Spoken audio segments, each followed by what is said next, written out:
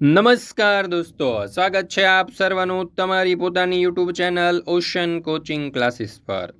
ગાલા સ્વાધ્યાય પોથીમાં ધોરણ 7નો જે ગુજરાતી વિષયનો પાઠ નંબર 11 છે, વાગે છે રે વાગે છે, તેનું સચોટ અને સંપૂર્ણ સોલ્યુશન આપણે આ વિડીયોની અંદર જોવાના છે. મિત્રો, આપણી આ ચેનલ ઉપર ધોરણ 7ની જે ગાલા સ્વાધ્યાય પોથી છે તેના દરેક વિષયના દરેક પાઠના સચોટ અને સંપૂર્ણ સોલ્યુશનના વિડીયો અને પીડીએફ આપણે મૂકી દીધા છે. આ વિડીયો આપણી જે યુટ્યુબ ચેનલ છે તેના ઉપર અને પીડીએફ જે છે તે આપણી એપ્લિકેશન ઉપર મુકાઈ ચૂક્યા છે. તો જરૂરથી દરેક વિદ્યાર્થીઓએ આ વિડીયો અને પીડીએફનો અભ્યાસ કરી લેવો. લિંક તમને નીચે ડિસ્ક્રિપ્શન બોક્સની અંદર પણ જરૂરથી મળી જશે.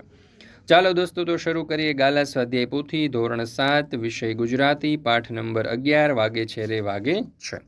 એમાં પ્રશ્ન નંબર 1 છે વિકલ્પો. એમાં જોઈએ પહેલો સવાલ, વૃંદાવનના માર્ગમાં શ્રી કૃષ્ણ શાના દાણ માંગે છે? તો જવાબ આવશે વિકલ્પ સી, દધી. બીજું, શ્રી કૃષ્ણના મુખ પર શું બિરાજે છે? તો જવાબ આવશે વિકલ્પ એ, મોરલી. ત્રીજું, વાગે છે રે વાગે છે આ પદના રચયિતા કોણ છે? તો જવાબ આવશે વિકલ્પ ડી, મીરાબાઈ.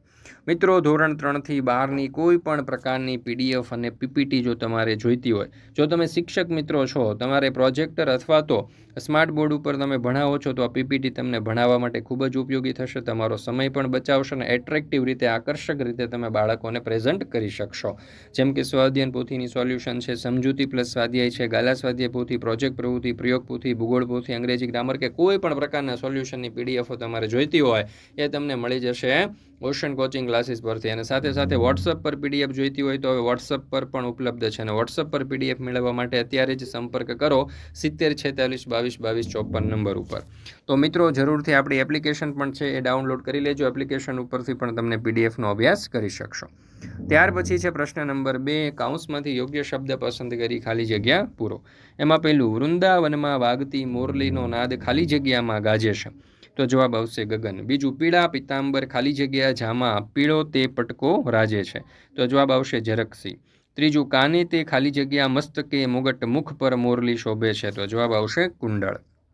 મિત્રો, ધોરણ 6 થી લઈ અને 8 સુધીના ગણિત વિજ્ઞાન, અંગ્રેજી અને સામાજિક વિજ્ઞાન વિષયની તમે સારામાં સારી તૈયારી કરી શકો એ માટે પોટેટો બેચ આપણે લોન્ચ કરેલી છે.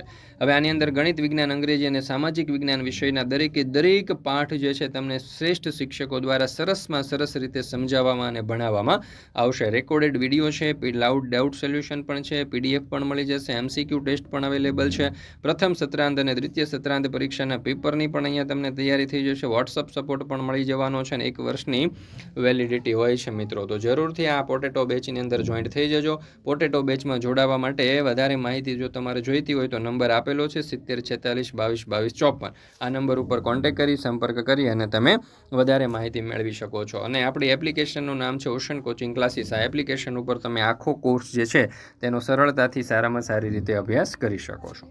ત્યાર પછી જે પ્રશ્ન નંબર 3, નીચેના પ્રશ્નોના ઉત્તર એક વાક્યમાં લખો. એમાં પહેલો સવાલ, આકાશમાં શાનો અવાજ ગાજી રહ્યો છે? તો ઉત્તર, શ્રી કૃષ્ણએ વગાડેલી મોરલીનો અવાજ આકાશમાં ગાજી રહ્યો છે. બીજું, વૃંદાવનમાં શું રચાયું છે? તો જવાબ આવશે વૃંદાવનમાં રાસ રચાયો છે. ત્રીજું, વૃંદાવનની કુંજ ગલીમાં શ્રી કૃષ્ણ શું કરે છે? તો ઉત્તર, વૃંદાવનની કુંજ ગલીમાં શ્રી કૃષ્ણ થનક થનક થઈ નાચ કરે છે.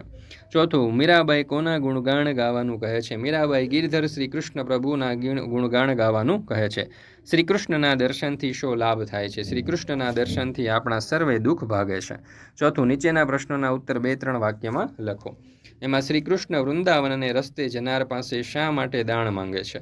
ઉત્તર, શ્રી કૃષ્ણ વૃંદાવનને રસ્તે જનાર ગોપીઓ પાસેથી દહીંના દાણ માંગે છે, કારણ કે ગોપીઓ દહીં અને તેને વલોવીને મેળવાતા માખણને પોતાના બાળકોને ખવડાવતી નથી અને તેને મથુરાના બજારમાં જઈને વેચી આવે છે. પ્રશ્ન નંબર 5, નીચેના પ્રશ્નોના ઉત્તર 4-5 વાક્યમાં લખો. આ કાવ્યમાં શાની વાત કરવામાં આવી છે?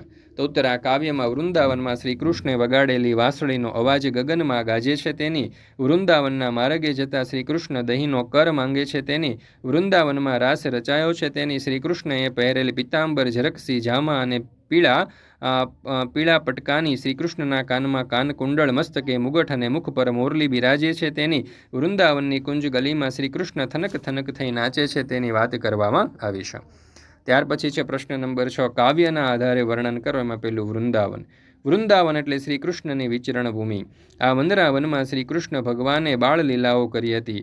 આ વંદરાવને સ્વર્ગ કરતાં પણ અધિક પૃથ્વીની કીર્તિને વધારી છે, કેમ કે કૃષ્ણના ચરણારવિંદ ફરવાથી તેને વધારે શોભા મળે છે. બીજું, શ્રી કૃષ્ણનો પહેરવેશ અને શણગાર. તો શ્રી કૃષ્ણએ પીળા પિતાંબર, ઝરકસી જામા અને પીળો પટકો પહેર્યો છે. તેમણે કાને કુંડળ, મસ્તકે મુગટ પહેર્યા છે અને તેમના મુખ ઉપર મોરલી બિરાજે છે. ત્યાર પછી છે 7મો સવાલ. કવિતા મુજબ નજીકના અર્થ ધારો અને ખરાની નિશાની કરો. નાદ એટલે કે અવાજ, માર્ગ એટલે કે રસ્તો, દાણ એટલે કે પૈસા અને વેરણ એટલે વેરી. ત્યાર પછી છે 8મો સવાલ. કાઉન્સમાં આપેલા શબ્દનો ઉપયોગ કરીને વાક્ય પૂર્ણ કરો. ખેતરમાં જવાનો માર્ગ ઉબડ ખાબડ છે. બીજું, કાનુડો ઝરકસી કપડાં પહેરે છે. ત્રીજું, મને ઢોલક કરતાં ખંજરીનો નાદ વધુ ગમે છે. અને ચોથું, ભગવાનના દર્શન કર્યા પછી મન શાંત થયું. 9મું, ઉદાહરણ પ્રમાણે બીજા શબ્દોની યાદી બનાવો. ગિરિને ધારણ કરનાર તો ગિરિધર, ધનુષ્યને ધારણ કરનાર તો ધનુર્ધર ને બંસીને ધારણ કરનાર તો બંસીધર. ત્યાર પછી છે 10મો સવાલ. સંવાદ વાંચો અને આપેલા પ્રશ્ન માટે સાચો વિકલ્પ પસંદ કરી તેનો ક્રમ અક્ષર પ્રશ્નની સામે આપેલા બોક્સમાં લખો. તો અહીંયા સંવાદ આપણને આપેલો છે, જે તમારે ધ્યાનપૂર્વક વાંચવાનો છે અને સમજવાનો છે. પહેલો સવાલ. પેલું, શાળાએ જવાનું મોડું થશે એમ પાર્થ શા માટે કહે છે? તો જવાબ આવશે વિકલ્પ અ, નેહા પડી જવાથી. ત્યાર પછી છે બીજો સવાલ. અક્ષયે નેહાના ઘરે સમાચાર આપવાનું કહ્યું કારણ કે? તો જવાબ આવશે વિકલ્પ બ, નેહાની ઈજાની જાણ ઘરના લોકોને કરવી જરૂરી છે. ત્રીજું, પાર્થની જગ્યાએ તમે હોત તો શું કરો? જવાબ આવશે વિકલ્પ અ, અક્ષયની વાત સાંભળું. ત્યાર પછી છે 11મો સવાલ. નીચેના શબ્દોની જોડણી સુધારીને લખો. વૃંદાવન, મોરલી, દધી, પિતાંબર અને ગિરિધર. ત્યાર પછી છે પ્રશ્ન નંબર 12. નીચેના શબ્દોના બે સમાનાર્થી શબ્દ લખો. વન એટલે કે જંગલ અને અરણ્ય, માર્ગ એટલે કે રસ્તો અને પંથ, દાણ એટલે કર અને જકાત, મંડળ એટલે ટોળું અને સંઘ, મુખ એટલે મોં અને ચહેરો. ત્યાર પછી છે પ્રશ્ન નંબર 13. નીચેના શબ્દ સમૂહ માટે એક શબ્દ લખો. તુલસીનું પ્રાચીન વન તો વૃંદાવન, મોટો ઘેરવાળો એક જાતનો અંગરખો તો જામો, લતા મંડપમાંની જવા આવવાની સાંકડી શેરી તો કુંજગલી, ગિરિને ધારણ કરનાર તો ગિરિધર.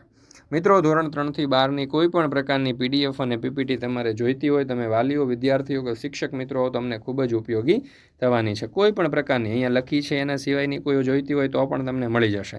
અને વોટ્સઅપ પર પીડીએફ જોઈતી હોય તો એ પણ અવેલેબલ છે. બરાબર મિત્રો, નંબર છે 70 46 22 22 54. એપ્લિકેશનનું નામ છે ocean coaching classes. Application download કરી લેજો, જરૂરથી તમને ખૂબ જ ઉપયોગી થશે. પ્રવૃત્તિઓ અહીંયા આપણને આપેલી છે. આ કાવ્ય સાંભળ્યા પછી તમારા મનમાં કેટલાક પ્રશ્ન થશે જે તમારા મિત્રોને પૂછવાના છે. બરાબર છે, તો અહીંયા આપણે એ પ્રશ્ન જે છે તે લખેલા છે. મિત્રો, ફરી મળીશું આપણે ગુજરાતી વિષયની ગાલા સ્વાધ્યાય પોથીના પાઠ નંબર 12ના સચોટ અને સંપૂર્ણ સોલ્યુશન સાથે. મિત્રો, આપણી આ ચેનલ ઉપર ધોરણ 6 થી લઈ અને 12 સુધીના દરેક વિષયની જે ગાલા સ્વાધ્યાય પોથીઓ છે તેના સચોટ અને સંપૂર્ણ સોલ્યુશનના વિડીયો અને પીડીએફ મુકાઈ ચૂક્યા છે. તો જરૂરથી આ વિડીયો અને પીડીએફનો અભ્યાસ કરી લેજો. પરીક્ષાની તૈયારી માટે દોસ્તો મિત્રો તમને ખૂબ જ ઉપયોગી થશે. સરસ મજાની કોમેન્ટ આપવાનું, લાઇક આપવાનું ભૂલશો નહીં.